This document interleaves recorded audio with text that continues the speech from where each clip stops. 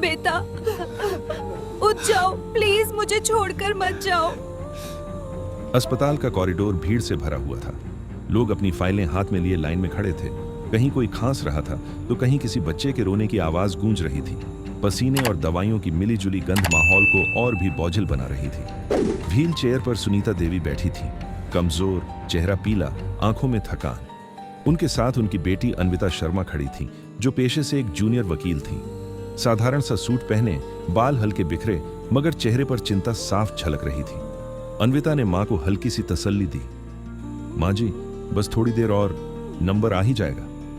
उसी दौरान डॉक्टर के कमरे का दरवाजा खुला और बाहर निकले डॉक्टर आदित्य राय। चेहरे पर थकान तो थी, लेकिन लहजा हमेशा की तरह सख्त और रूखा। वह फाइलें पलटते हुए आगे बढ़ा और सामने खड़ी अन्विता को देखकर रुक गया। डॉक्टर ने तेज लहजे में कहा, आप लोग कमरे के सामने क्यों खड़े हैं? नंबर आने पर अंदर आना चाहिए, यहाँ रास्ता ब्लॉक मत कीजिए। अन्विता ने अदब से जवाब दिया, डॉक्टर साहब, बस मेरी माँ की हालत बिगड़ रही है, अगर आप एक नजर देख लेते तो। डॉक्टर ने बात काट दी, देखो, रोज सैकड़ों मरीज आते हैं, सब कहते हैं इमरजेंसी है। अगर हर कोई यही करेगा तो सिस्टम कैसे चलेगा? अन्विता ने विनती की, मैं समझती हूं, लेकिन प्लीज, मेरी माँ की सांस रुक रुक कर चल रही है, आप सिर्फ 1 मिनट देख लीजिए, बाकी सब प्रोसीजर बाद में कर लेंगे। डॉक्टर ने तेज नजरों से घूरा और तंज भरे अंदाज में कहा, रोज यही ड्रामा होता है, सब कहते हैं सबसे ज्यादा इमरजेंसी उन्हीं की है, आप लोग नियम तोड़कर सुविधा लेना चाहते हैं। कॉरिडोर में खड़े मरीज और तीमारदार यह सुनकर सरगोशियां करने लगे। कुछ लोगों ने हमदर्दी से अन्विता को देखा, मगर कोई कुछ बोला नहीं। व्हील चेयर पर बैठी सुनीता ने बेटी का हाथ दबाया और आहिस्ता कहा, बेटा छोड़ दो, जिद मत करो। अन्विता की आंखों में आंसू आ गए। उसने रुंधी आवाज में कहा, डॉक्टर साहब, मैंने कभी कानून नहीं तोड़ा, हमेशा सिस्टम का सम्मान किया है, मगर आज आपने मेरी मां को मरीज नहीं, बोझ समझा है। डॉक्टर आदित्य ने फाइल बंद की और सूखे लहजे में कहा, अगर इतनी ही जल्दी है तो इमरजेंसी वार्ड में ले जाए, यहाँ नंबर के बिना कुछ नहीं होगा, अगला मरीज अंदर आए। डॉक्टर आदित्य वापस अपने कमरे में चला गया। कॉरिडोर में माहौल एक पल के लिए सन्नाटा सा छा गया। अन्विता ने हिम्मत बांधी और मां की व्हील चेयर धकेलकर अंदर ले गई। कमरे में जाते ही डॉक्टर ने चिढ़कर कहा, आपको बार बार समझाना पड़ेगा, नंबर आने से पहले अंदर आना मना है। अन्विता ने अदब से कहा, डॉक्टर साहब, माफ कीजिए, लेकिन मेरी मां की हालत बिगड़ रही थी, इसलिए। डॉक्टर ने फाइल हाथ में पकड़ी और तंज भरी हंसी के साथ अन्विता को घूरा। हाँ, आप जैसी लड़कियां यही करती हैं, थोड़ा सा ड्रामा, थोड़े आंसू, ताकि फ्री में इलाज हो जाए। अन्विता के चेहरे पर शर्मिंदगी और गुस्से का मिला जुला रंग उभरा। वह कुछ कहना चाहती थी, मगर मां के सामने खुद पर काबू रख लिया। डॉक्टर आदित्य ने सुनीता देवी की नब्ज चेक की, स्टेथोस्कोप कानों में लगाया और बड़ी बेरुखी से कहा, सांस की नली में इंफेक्शन है, आम सी बीमारी है, दवा खाएं, ठीक हो जाएंगी। अन्विता ने घबराकर कहा, डॉक्टर साहब, यह आम बीमारी नहीं लग रही, मां को कई दिन से बुखार है और खांसी भी बंद नहीं हो रही, प्लीज विस्तार से देख लीजिए। डॉक्टर ने हाथ झटक दिया और तेज लहजे में बोला, मैं यहां बैठा हूं, आप नहीं। मुझे ज्यादा पता है कि क्या सीरियस है और क्या नहीं। आप लोग सिर्फ गूगल पर पढ़कर डॉक्टर को सबक सिखाने आ जाते हैं। यह सुनकर कमरे के बाहर खड़े 2 मरीज भी चौंक गए। अन्विता ने एक पल को होंठ काटकर सब्र किया, मगर फिर आहिस्ता आवाज में कहा, डॉक्टर साहब, मैं कुछ नहीं सिखा रही, मैं सिर्फ एक बेटी हूं जो अपनी मां के लिए परेशान है। डॉक्टर ने फाइल पर दस्तखत करते हुए तंज भरे अंदाज में कहा, बेटी नहीं लगती, वकील लगती हैं, बहस ज्यादा कर रही हैं आप। अन्विता ने चौंक कर सर उठाया। उसे हैरानी हुई कि एक जुमले में डॉक्टर ने उसकी असली पहचान को छुआ भी और उस पर तंज भी किया। डॉक्टर ने पर्ची पर दवाइयां लिखते हुए कहा, ये दवाइयां ले लीजिए, अगले हफ्ते दोबारा आना, और हाँ, फालतू बहस मत कीजिए, अदालत में जाकर जितना चाहें बहस कीजिए, यहां नहीं। यह कहते हुए वह तंज भरी हंसी हंस दिया। अन्विता के सब्र का बांध टूटने के करीब था।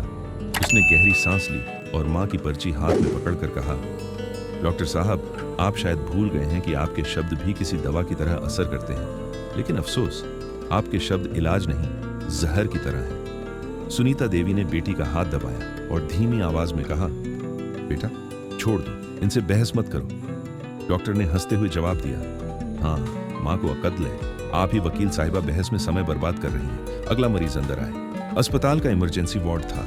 अन्विता शर्मा अपनी मां का हाथ पकड़े धीरे धीरे आगे बढ़ रही थी कि अचानक अस्पताल में एम्बुलेंस का तेज सायरन गूंज उठा। एक नौजवान लड़का रवि शर्मा अस्पताल लाया गया। उसके सर से खून बह रहा था और सांस टूट टूट कर आ रही थी। उसके साथ खड़ा बाप चीख चीख कर नर्सों से कह रहा था, डॉक्टर को बुलाओ, मेरा बेटा मर जाएगा, कोई कुछ करेगा। नर्स घबराकर डॉक्टर आदित्य के कमरे की तरफ भागी। दरवाजा खुला। अंदर डॉक्टर आदित्य अपनी कुर्सी पर टेक लगाकर मोबाइल पर गेम खेल रहा था। नर्स ने हांफते हुए कहा, सर, एक मरीज इमरजेंसी में आया है, सर पर गहरा जख्म है, बहुत खून बह रहा है, प्लीज फौरन आइए। डॉक्टर आदित्य ने मोबाइल से नजरें हटाए बिना ठंडे लहजे में कहा, कितने बजे आए हैं? अभी 5 मिनट पहले। डॉक्टर ने हाथ के इशारे से रोका। 5 मिनट? हाँ तो 5 मिनट और इंतजार कर लो। सबको लगता है कि उनका मरीज ही सबसे बड़ा इमरजेंसी है।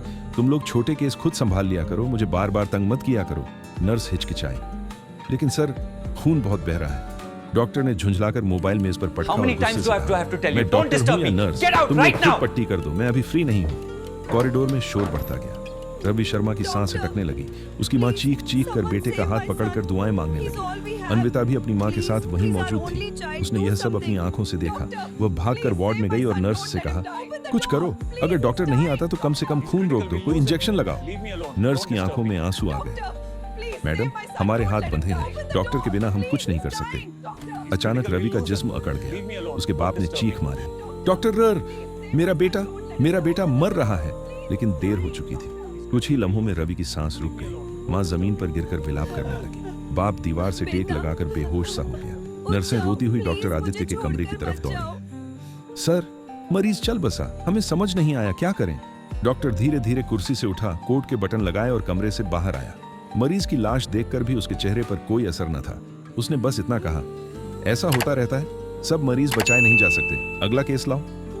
ये अल्फाज सुनकर कॉरिडोर में मौजूद हर शख्स के दिल में आग लग गई, मगर सब खामोश थे। कोई हिम्मत नहीं कर रहा था कि आगे बढ़कर डॉक्टर को टोके।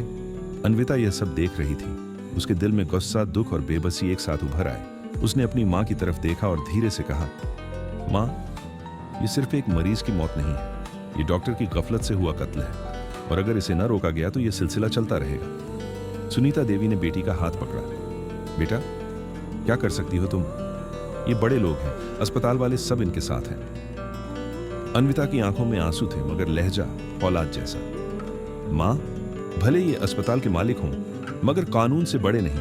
मैं वकील हूं और अब वक्त आ गया है कि अपनी पहचान इस्तेमाल करूं। रवि शर्मा की मौत के बाद अस्पताल के कॉरिडोर में कोहराम मचा हुआ था। माँ विलाप कर रही थी, बाप अर्ध बेहोश सा बैठा था।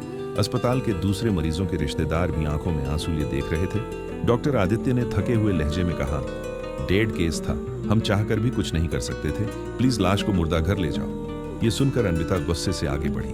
उसकी आवाज कॉरिडोर में गूंज उठी, यह झूठ है डॉक्टर, अगर आपने वक्त पर इलाज किया होता तो यह लड़का जिंदा रहता। यह हादसा नहीं, यह कत्ल है। कत्ल आपकी गफलत से हुआ है। सब लोग चौंक कर अन्विता को देखने लगे। डॉक्टर आदित्य के चेहरे पर तंज भरी मुस्कान आ गई। वाह, अब वकील साहिबा हमें इलाज सिखाएंगी। आप मैडम अपनी माँ का इलाज करवाइए और घर जाइए, ऐसा ना हो कि कल आप किसी मुसीबत में फंस जाएं। यह कहकर डॉक्टर घमंड से अपने रूम में चला गया। अन्विता ने एक पल भी जाया न किया और जेब से अपना कार्ड निकालकर मरीज के बाप के हाथ में दिया।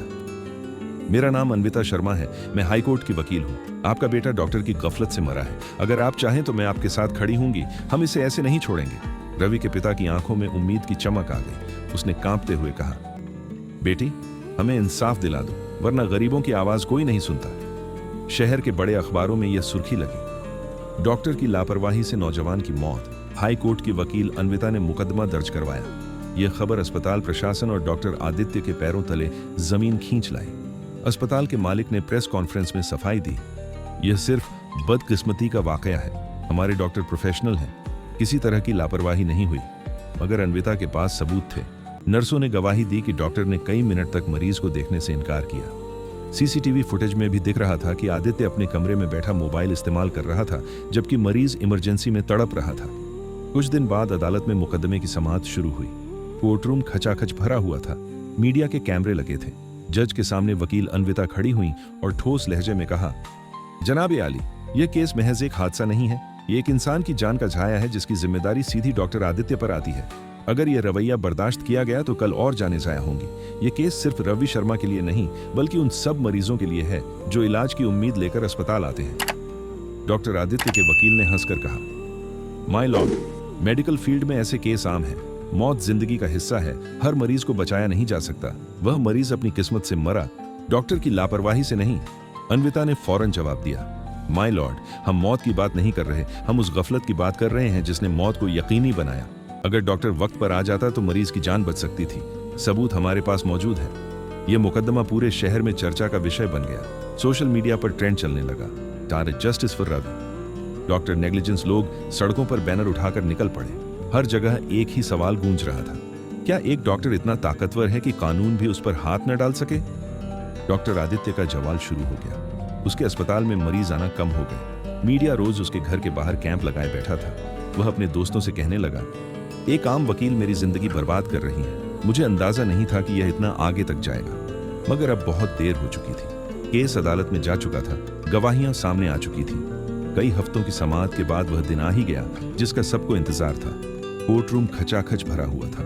रिपोर्टर्स, आम लोग, अस्पताल के मुलाजिम सब जमा थे। जज साहब ने फाइल बंद करते हुए गहरी नजर से आदित्य की तरफ देखा और बोले, अदालत के सामने ये बात साबित हो चुकी है कि मरीज रवि शर्मा की मौत डॉक्टर आदित्य की गफलत से हुई। एक डॉक्टर पर यह फर्ज होता है कि वह मरीज की जान बचाने के लिए फौरन कदम उठाए, लेकिन यहाँ इलाज को टाला गया, वक्त जाया किया गया और नतीजा एक कीमती जान के जाया होने की सूरत में निकला।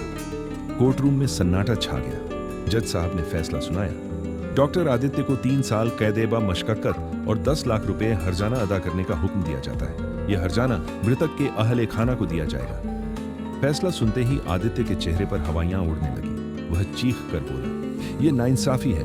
मैं एक मशहूर डॉक्टर हूं, मेरा करियर बर्बाद हो जाएगा। अन्विता ने सुकून से उसकी आंखों में देखते हुए कहा, डॉक्टर साहब, करियर तभी बर्बाद होता है जब आप घमंड में इंसानियत को भूल जाएं। आपने सिर्फ रवि की जान नहीं ली, आपने अपने पेशे की इज्जत को भी दागदार किया। रवि के पिता आंखों में आंसू लिए अन्विता के कदमों में गिर गए। बेटी, तुमने हमारे बेटे को वापस तो नहीं लाया, मगर हमें इंसाफ दिला दिया। तुमने साबित किया कि कानून जिंदा है। डॉक्टर आदित्य को पुलिस हथकड़ियों में ले जा रही थी। मीडिया के कैमरे उस पर झपट पड़े। इस बार वह घमंड से मुस्कुराने के बजाय झुकी हुई नजरें लिए चल रहा था। अन्विता अदालत के गेट पर खड़ी थी। वह आसमान की तरफ देखकर आहिस्ता बोली, इंसाफ कभी देर से मिलता है, मगर मिलता जरूर है। घमंड का अंजाम हमेशा जिल्लत होता जाएगा। अगर वीडियो अच्छी लगे तो वीडियो को लाइक और चैनल को सब्सक्राइब कीजिए और साथ ही बेल आइकन भी दबाइए ताकि नई आने वाली वीडियो का नोटिफिकेशन आप तक जल्दी पहुंच सके।